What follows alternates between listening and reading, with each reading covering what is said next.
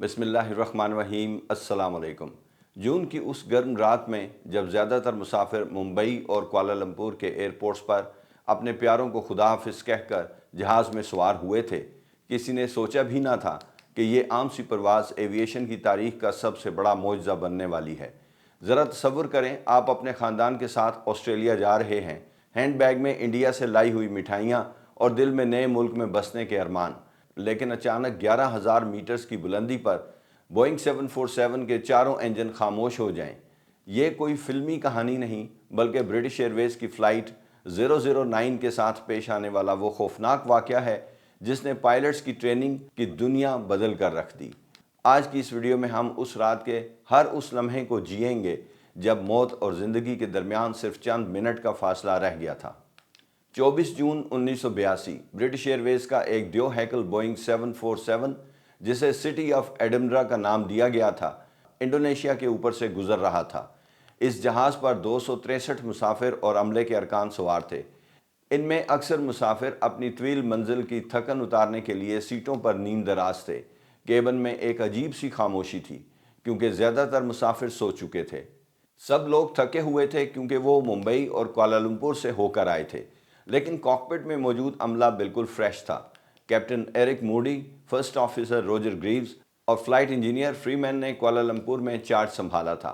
Captain موڈی ایک تجربہ کار pilot تھے جنہوں نے 16 سال کی عمر سے ہی گلائیڈنگ سیکھ لی تھی۔ جہاز جکارتا کے قریب سے گزر رہا تھا جب کیپٹن موڈی نے اپنا ویدر ریڈار چیک کیا۔ سب کچھ کلیئر تھا، لیکن اچانک کاکپٹ کی ونڈ سکرین پر روشنی کی چھوٹی چھوٹی چنگاریاں نظر آنے لگیں۔ روجر نے پوچھا، کیا یہ سیٹ ایلموز فائر ہے؟ یہ ایک قدرتی عمل ہے جب جہاز کسی چارج شدہ بادل سے گزرتا ہے، لیکن عجیب بات یہ تھی کہ ان کے ویدر ریڈار پر تو کوئی بادل ہی نہیں تھا۔ اس وقت کیبن میں موجود مسافروں کو ایک عجیب سی بو محسوس ہونے لگی۔ ایسا لگ رہا تھا جیسے کہیں کچھ جل رہا ہو۔ مسافر پریشان ہونے لگے کیونکہ وہ دھواں کیبن کے وینٹس سے اندر آ رہا تھا۔ ایویشن کی زبان میں 11,000 میٹر کی بلندی پر آگ لگنا کسی ڈراؤنے خواب سے کم نہیں ہے۔ عملے نے فوراً ہر طرف آگ تلاش کرنا شروع کی، لیکن ٹوائلٹ سے لے کر کچن تک کہیں بھی آگ کا نام و نشان نہیں تھا۔ اچانک جہاز کے انجن نمبر 4 سے آگ کے شعلے نکلتے ہوئے نظر آئے۔ یہ دیکھ کر مسافروں کی چیخیں نکل گئیں۔ 40 فٹ لمبے شعلے انجنز کے پیچھے سے نکل رہے تھے۔ مسافر سوچ رہے تھے، کیا ہم جل کر مر جائیں گے یا کیا یہ دھواں ہمیں ختم کر دے گا؟ ابھی عملہ انجن نمبر 4 کو سنبھالنے کی کوشش کر ہی رہا تھا کہ انجن نمبر 2 بھی فیل ہو گیا، اور پھر وہ ہوا جس کا تصور بھی کسی پائلٹ نے نہیں کیا تھا۔ 1.5 منٹ کے اندر اندر بوئنگ 747 کے چاروں انجن مکمل طور پر بند ہو گئے۔ ذرا سوچیں، ایک اتنا بڑا جہاز جس کا وزن لاکھوں کلو گرام ہے، اب بغیر کسی انجن کے سمندر کے اوپر صرف ہوا کے دوش پر تیر رہا تھا۔ کیا کیپٹن موڈی اس دیو ہیکل گلائیڈر کو بچا پائیں گے، یا پھر وہ 263 جانیں بحر ہند کی گہرائیوں میں ہمیشہ کے لیے گم ہو جائیں گی؟ اس سے پہلے کہ ہم اس سنسنی خیز لینڈنگ کی طرف بڑھیں، یہ جاننا بہت ضروری ہے کہ اس وقت جہاز کے اندر مسافروں کا کیا حال تھا۔ ان میں سے کئی لوگ اپنی آخری تحریر لکھ رہے تھے۔ جب چاروں انجن بند ہوئے تو جہاز میں ایک ایسی خاموشی چھا گئی جو انتہائی خوفناک تھی۔ اب صرف ہوا کی سرسراہٹ سنائی دے رہی تھی۔ انجنز کے بغیر جہاز کا بجلی کا سسٹم اور ایئر پریشر بھی ختم ہونے لگا۔ مسافروں کے لیے آکسیجن ماسک نیچے گر گئے۔ مسافر دل ہی دل میں دعا مانگنے لگے۔ کاکپٹ میں کیپٹن موڈی اور ان کی ٹیم مسلسل ری سٹارٹ ڈرل کر رہی تھی۔ انہوں نے 50 سے زیادہ بار کوشش کی، لیکن انجن سٹارٹ نہیں ہو رہے تھے۔ جکارتا ایئر ٹریفک کنٹرول کو میڈے کال دی گئی، لیکن وہاں بیٹھے ہوئے ایئر ٹریفک کنٹرولر کو یقین ہی نہیں آ رہا تھا کہ ایک 747 کے چاروں انجن کیسے بند ہو سکتے ہیں۔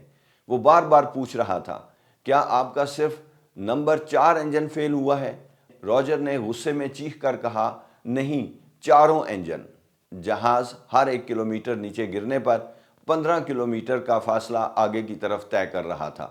عملے کے پاس صرف 23 منٹ تھے اس سے پہلے کہ وہ سمندر سے ٹکرا جائیں۔ کیپٹن موڈی نے ایک بہت ہی مشکل فیصلہ کیا۔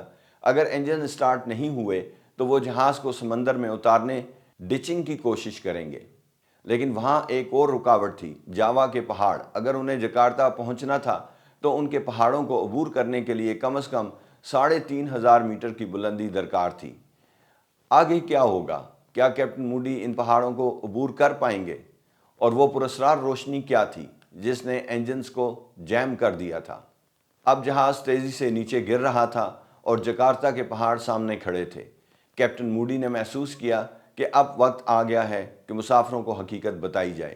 انہوں نے مائک سنبھالا اور وہ اعلان کیا جو تاریخ کا سب سے پرسکون لیکن لرزہ خیز اعلان مانا جاتا ہے۔ انہوں نے کہا، خواتین و حضرات، آپ کا کیپٹن بات کر رہا ہوں۔ ہمیں ایک چھوٹا سا مسئلہ درپیش ہے۔ ہمارے چاروں انجنز بند ہو گئے ہیں۔ ہم انہیں دوبارہ سٹارٹ کرنے کی پوری کوشش کر رہے ہیں۔ مجھے امید ہے کہ آپ زیادہ پریشان نہیں ہوں گے۔ یہ سن کر جہاز میں موجود تمام مسافر پریشان ہو گئے اور دعائیں مانگنا شروع کر دیں، اور کئی مسافروں نے اپنے پیاروں کے لیے آخری پیغام لکھا۔ ہم مشکل میں ہیں، جہاز نیچے جا رہا ہے۔ ہم بچوں کے لیے اپنی بہترین کوشش کریں گے۔ ہم آپ سے محبت کرتے ہیں۔ ہر کوئی اپنی زندگی کے آخری لمحات کے لیے تیار تھا۔ ابھی جہاز سمندر میں اترنے سے چند منٹ کی دوری پر تھا کہ اچانک انجن نمبر 4 نے زوردار گرج کے ساتھ دوبارہ کام شروع کر دیا۔ مسافروں کو ایک زور کا جھٹکا لگا، جیسے کسی نے جہاز کو نیچے سے سہارا دیا ہو۔ تھوڑی ہی دیر میں انجن نمبر 3، 2 اور 1 بھی باری باری سٹارٹ ہو گئے۔ پورے کیبن میں خوشی کی لہر دوڑ گئی، لوگ تالیاں بجانے لگے اور ایک دوسرے کو گلے لگانے لگے۔ لیکن مشکل ابھی ختم نہیں ہوئی تھی۔ جیسے ہی کیپٹن موڈی نے جہاز کو بلندی پر لے جانے کی کوشش کی، وہ پراسرار روشنی دوبارہ ونڈ اسکرین پر نظر آنے لگی اور انجنز پھر سے خراب ہونے لگے۔ کیپٹن نے فوری فیصلہ کیا کہ وہ مزید بلندی پر نہیں جائیں گے اور فوری طور پر جکارتا میں ایمرجنسی لینڈنگ کریں گے۔ جب وہ جکارتا ایئرپورٹ کے قریب پہنچے تو ایک نئی مصیبت کھڑی ہو گئی۔ جہاز کی ونڈ اسکرین اتنی دھندلی ہو چکی تھی کہ کیپٹن کو باہر کچھ نظر نہیں آ رہا تھا۔ روجر نے وائپرز چلائے، بلورز آن کیے، لیکن کچھ فائدہ نہ ہوا۔ شیشہ ایسا ہو چکا تھا جیسے کسی نے اس پر ریگمار رگڑ دیا ہو۔ اس کے علاوہ ایئرپورٹ کا وہ سسٹم گلائیڈ پاتھ بھی خراب تھا جو پائلٹ کو صحیح زاویے پر اترنے میں مدد دیتا ہے۔ اب کیپٹن موڈی کو یہ دیو ہیکل جہاز صرف اپنے تجربے اور روجر کی دی گئی اونچائی کی معلومات پر لینڈ کرنا تھا۔ جہاز رن وے کے قریب آیا، 100 فٹ، 50 فٹ، 30 فٹ اور پھر ایک نہایت ہی سموتھ لینڈنگ۔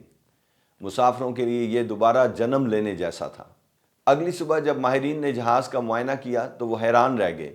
جہاز کا پینٹ کئی جگہوں سے اڑ چکا تھا، ونڈ اسکرین بری طرح سکریچ ہو چکی تھی اور انجنز کے اندر ایک عجیب سا مادہ جمع تھا۔ تحقیقات سے پتہ چلا کہ اس رات انڈونیشیا کا مشہور آتش فشاں ماؤنٹ گیلنگونگ پھٹ گیا تھا۔ وہ بادل جس سے جہاز گزرا تھا وہ پانی کے بادل نہیں تھے، بلکہ آتش فشاں کی راکھ، وولکینک ایش تھی۔ یہ راکھ ریڈار پر نظر نہیں آتی کیونکہ یہ خشک ہوتی ہے۔ جب یہ راکھ انجنز کے اندر گئی تو وہاں کی شدید گرمی سے پگھل کر شیشے کی طرح چپک گئی اور انجنز کا دم گھٹ گیا۔ لیکن جب انجنز بند ہوئے اور ٹھنڈے ہوئے تو وہ شیشہ نما تہ ٹوٹ کر گر گئی، جس کی وجہ سے انجن دوبارہ سٹارٹ ہو پائے۔ اس واقعے نے پوری دنیا میں پائلٹس کی ٹریننگ بدل دی۔ آج اگر کوئی جہاز آتش فشاں کی راکھ سے بچ پاتا ہے تو وہ ان 263 مسافروں اور کیپٹن ایرک موڈی کی ٹیم کی بدولت ہے جنہوں نے اس رات موت کو شکست دی۔ کیپٹن موڈی نے بعد میں گیلنگونگ گلائیڈنگ کلب بنایا، جس کے ممبر وہ تمام مسافر تھے جو اس وقت فلائٹ میں موجود تھے۔ آج بھی جب ہم کسی بین الاقوامی پرواز پر بیٹھتے ہیں تو ہمیں لگتا ہے کہ سب کچھ آٹومیٹک ہے، لیکن یاد رکھیے کہ کبھی کبھی قدرت انسان کا امتحان لیتی ہے اور جیت اس کی ہوتی ہے جو آخری سانس تک ہمت نہیں ہارتا۔ آپ کا سفر کیسا رہا؟